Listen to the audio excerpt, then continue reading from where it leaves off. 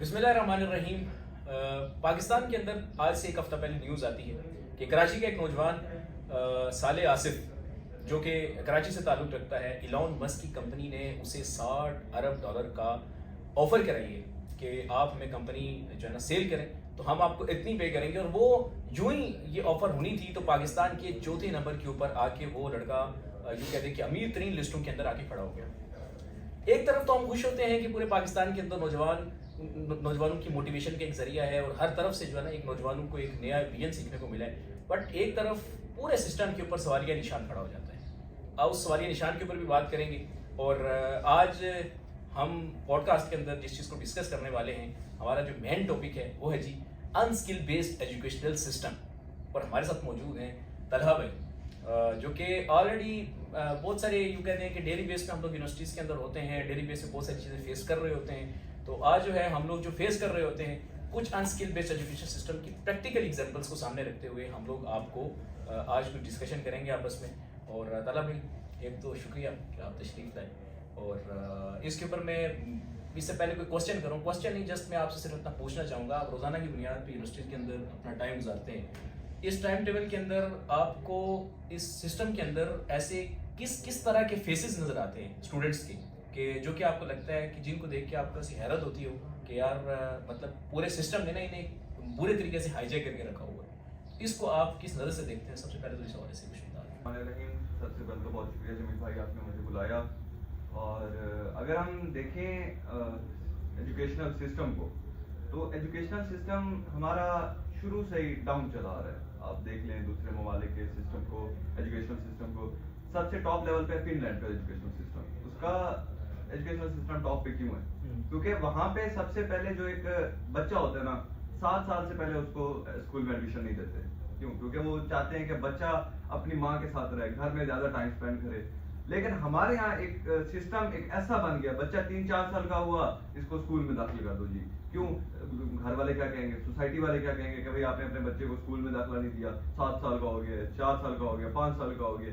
तो ये एक प्रेशर आता है पीछे से, जिसकी वजह से बच्चे तो शुरू से लेकिन ये जो है ना एक स्टेप होता है बच्चे का के बढ़ने का। अब अगर यहाँ से आप प्रेशर उसको देंगे बच्चे को, तो बच्चा आगे से क्या सीखेगा? आप अपनी असेंबली में खड़े होते हैं तो बच्चे असेंबली में खड़े होते हैं, इधर उधर देख रहे होते हैं, एक पीछे से एक आता है कि 35-40 साल का हट्टा कट्टा नौजवान आके थप्पड़ एक झड़ देता है एक बच्चे को, ठीक है, मुंह पे उसका जबड़ा हिल जाता है। उसको 15-20 मिनट में तो समझ ही नहीं आती कि भाई मैं ये क्या कर रहा हूँ क्या नहीं कर रहा। तो यहाँ से जब आप शुरू करेंगे, उसको थप्पड़ मारेंगे, उसको प्रेशराइज करेंगे, तो बच्चे की जो ग्रोइंग स्किल्स होगी वो तो डाउन ही जाएगी। उसके अलावा वो सीखेगा क्या?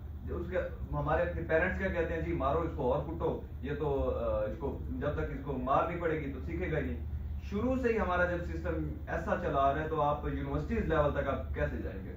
देखिए हमारा ये जो सिस्टम अभी चल रहा है कि पहले ऊपर हमारे पास यूनिवर्सिटीज है, यूनिवर्सिटी से पहले कॉलेज, उसके बाद हायर एजुकेशन, उसके बाद हमारे पास मैट्रिक, मिडल, प्राइमरी, उससे पहले फिर हमारे पास नर्सरी, केजी, प्ले ग्रुप। यहाँ तक जब आपका सिस्टम है, बच्चा शुरू ग्रोथ होने से पहले उसको इतना प्रेशराइज किया जाता है, उसको इतना वो किया जाता है, बच्चा क्या सीखेगा? ये एजुकेशनल सिस्टम ये अभी नहीं बना, ये एजुकेशनल सिस्टम 1800 समथिंग से लेके अभी तक सेम चला आ रहा है।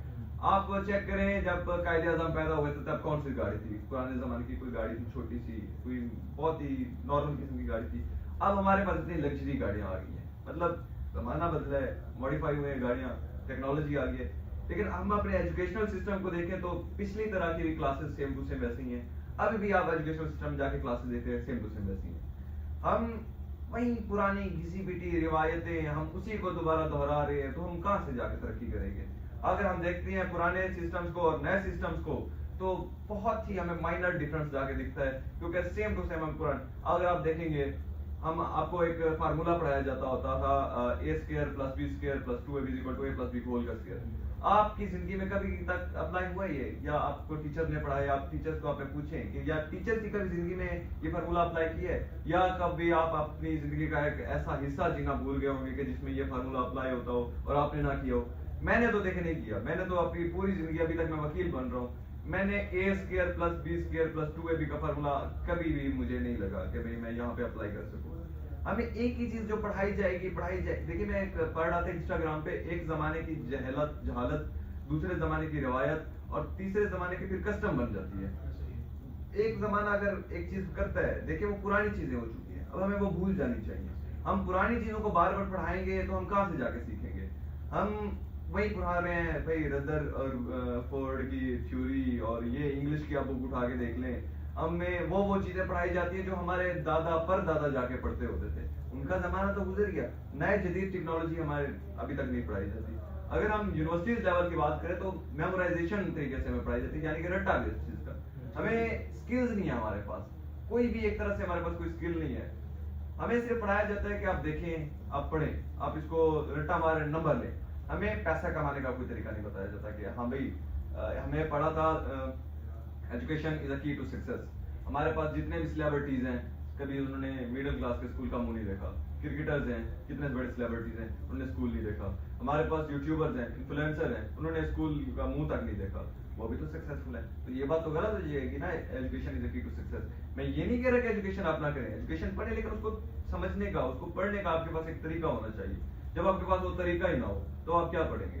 एक तरफ से पूरा सिस्टम ही ना, एक किस्म का एक शुरू से सर सिस्टम एक ऐसा चला रहा है। क्योंकि देखिए यूनिवर्सिटीज के नौजवान भी देखें ना, सबसे जो अहम फैक्टर और सबसे जो एक बड़ा मसला इस टाइम बन चुका है ना, वो ये है कि स्टार्ट तो बड़ा इंटरमीडिएट के अंदर आके ना बड़ा लोग खुश होते हैं, यूनिवर्सिटी के अंदर आगे पढ़ेंगे। यूनिवर्सिटी के अंदर एंटर होते हैं, 4th सेमेस्टर 5 के अंदर पहुंचे, सबसे पहले तो माइंड में एक क्वेश्चन क्लिक करता है। वो क्वेश्चन क्या होता है कि यार अब ना डिग्री मैंने कर भी ली तो मैंने BS के बाद क्या उखाड़ लेना है, मेरे लिए आगे अपॉर्चुनिटीज क्या हैं। सबसे पहले तो नौजवान ये सोचते हैं, ये सोचते ही उसके माइंड के अंदर एक स्ट्रेस डेवलप हो जाता है। वो स्ट्रेस उसको टाइम टू टाइम के साथ ना एक किस्म का डीमोटिवेट कर देता है पूरी तरह से, और एट द एंड ये होता है कि वो पूरी तरह से डिप्रेशन का शिकार हो जाते हैं। ये एक ऐसी सर्कुलेशन है जो पूरे पाकिस्तान के नौजवानों के अंदर ओवरऑल तौर पर बहुत बड़े पैमाने के ऊपर चल रही है, जहाँ से बहुत सारे नौजवान जिस तरह साले आसिफ की तरह उभरते हैं तो कुछ ना कुछ मोटिवेशन देते हैं कि यार दुनिया खत्म नहीं हुई, दुनिया बहुत बड़ी है और बहुत कुछ अभी हो सकता है। ठीक है, वैसे क्योंकि हम यूनिवर्सिटी के अंदर जब टाइम गुजारते हैं तो मेरी तो अपनी नज़रों के अंदर से कई सारे ऐसे नौजवान गुजरते हैं जो डिप्रेशन का शिकार हैं। ठीक है, आप भी देखते हैं डेली बेस के ऊपर।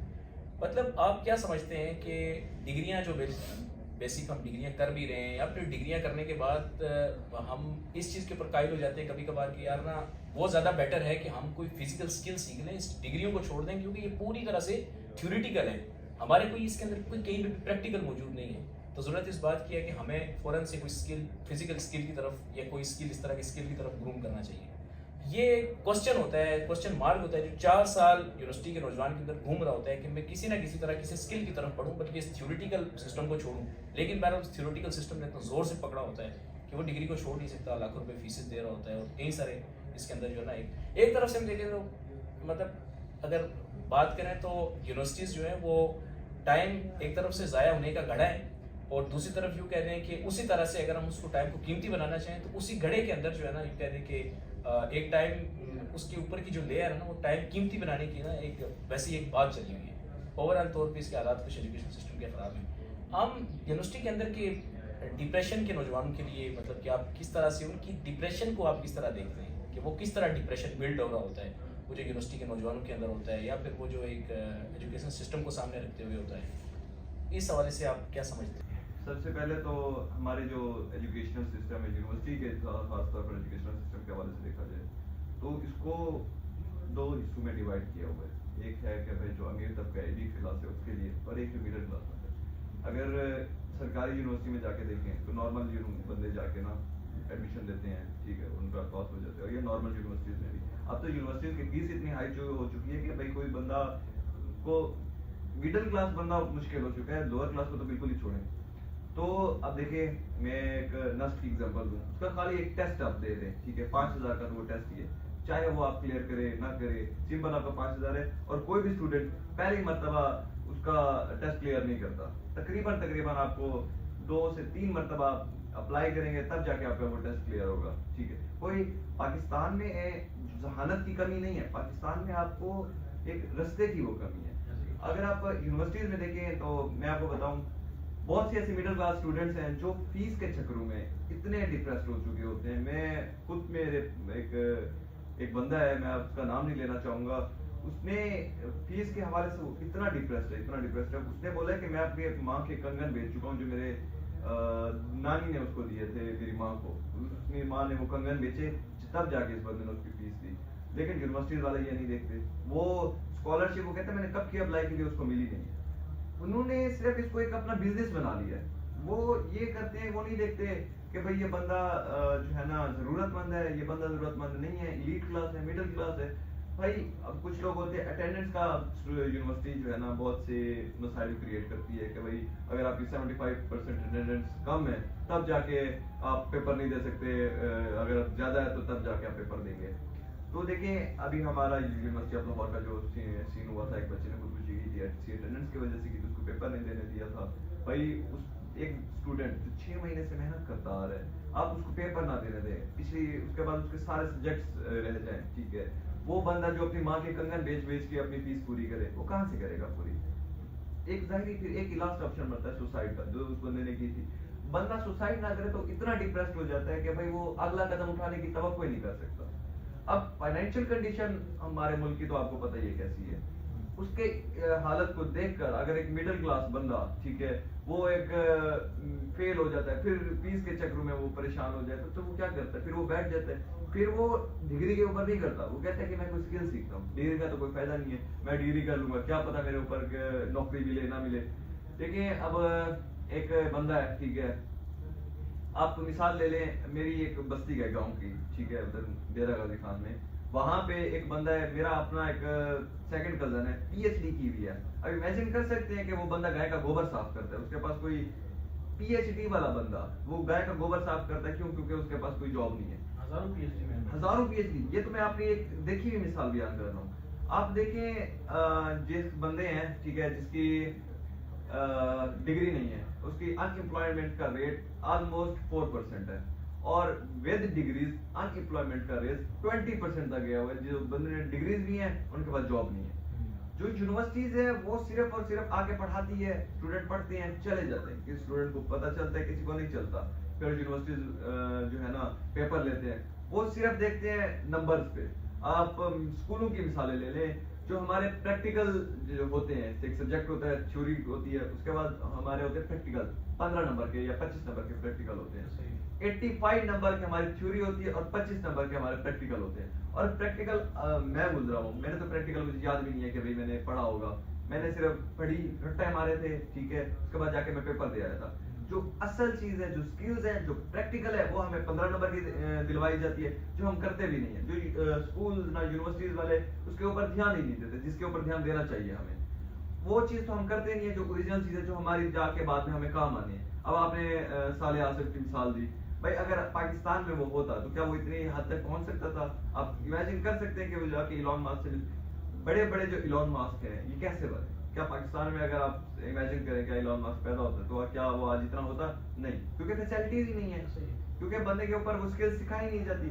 हमारी अभी हम लॉ कर रहे हैं, ठीक है, हमें क्या किया जाएगा? हमें सिर्फ पढ़ाया जाएगा, हम 5 साल धक्के खाएंगे, ठीक है, पढ़ने के लिए 5 साल धक्के खाने के बाद फिर जाके हम अपनी जो है ना प्रैक्टिस स्टार्ट करेंगे, जो हमारी प्रैक्टिकल लाइफ है। इसके अंदर यही है कि हम देखें, हम अपने पॉलिसी मेकर्स के साथ हम उनको यही कहेंगे, रिक्वेस्ट करेंगे, भाई रिक्वेस्ट करना है, रिक्वेस्ट तो एक्सेप्ट कर लो ना यार, तो मुश्किल काम नहीं है। वो ये है कि ये बेचारे जो यूनिवर्सिटीज़ के अंदर डिप्रेशन का शिकार जो स्टूडेंट्स हैं ना, जिन बेचारों को अनस्किल बेस्ड एजुकेशन सिस्टम के अंदर जिनका वक्त ज़ाया किया जा रहा है, यूँ कहते हैं कि जिनको एक ऐसे सिस्टम के अंदर धक्का दिया गया है कि बेचारे वो ना ही वो उस कुएं से निकल पा रहे हैं और ना ही जो है ना उसको मजीद वो बेहतर अंदाज से जारी रख पा रहे हैं। यूनिवर्सिटी के अंदर दरमियान में पहुँचते हैं तो अपने फ्यूचर की टेंशन, अपने करियर की टेंशन, जब करियर की टेंशन होती है तो जाहिर बात है लोग स्ट्रेस में जाते हैं। ये यूनिवर्सिटियाँ भरी पड़ी हैं, मैं पॉलिसी मेकर्स को मुझे लगता है पता नहीं है यूनिवर्सिटी के अंदर क्या चल रहा है। मैं आपको बताना चाहता हूँ कि यूनिवर्सिटियाँ भरी पड़ी हैं इस टाइम जो डिप्रेशन का शिकार है नौजवान, जो अपनी अपॉर्चुनिटीज़ ढूंढ रहे हैं कि भाई डिग्री के बाद हमने क्या करना है, इनके ऊपर कोई तर्स खाएं।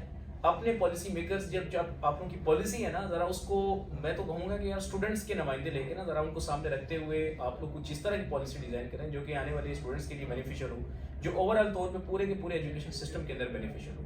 और अगर कुछ आप लोग इस तरह की मैं तो यही कहूँगा कि यार इसके अंदर कुछ ना कुछ इस टाइम फ़ौरन से चेंजिंग होना ज़रूरी है, वरना एजुकेशन तबाह है तो आप लोगों की पॉलिटिक्स किसी भी काम की नहीं है। उसके अंदर से किस तरह के लोग निकलेंगे जब जो एजुकेशन इस नौयत की होगी। ज़ाहिर बात है कि इसके ऊपर ज़रा आप लोगों को फोकस रखना चाहिए और पॉलिसी मेकर्स को मैं कहना चाहूँगा कि यार इसके ऊपर ज़रा ना यूनिवर्सिटीज़ के स्टूडेंट्स के ऊपर तरस खाएं और उसके बाद ये है कि यूनिवर्सिटीज़ के स्टूडेंट भी जो हैं वो डिग्रियों के साथ साथ ज़रा अपनी स्किल के साथ ज़रा खुद को मजीद ग्रूम करना शुरू कर दें। अगर आप लोग एजुकेशन सिस्टम के ऊपर ही बेस करेंगे तो फिर बड़ा टफ हो जाएगा। खुद के ऊपर हमें थोड़ा सा जुल्म करना होगा, खुद के ऊपर ज़रा मजीद तौर पे कुछ बढ़न लाना होगा। 4 बजे यूनिवर्सिटी से छुट्टी होती है और 4 के बाद जो है ना वो बेचारा वो क्या करेगा, वो रात को एक स्टूडेंट को जकड़ दिया गया है सिस्टम के अंदर। तो हम स्टूडेंट्स को भी ज़रा इसके ऊपर मजीद सोचना पड़ेगा और मजीद पॉलिसी मेकर्स के साथ एक नया पॉडकास्ट इंशाल्लाह आपके सामने लाएंगे। और तला भाई बहुत शुक्रिया आपका कि आप तशरीफ़ लें एक दफ़ा फिर, और इंशाल्लाह ताला नेक्स्ट आप लोगों के साथ हाजिर होते हैं इसी के ऊपर। आप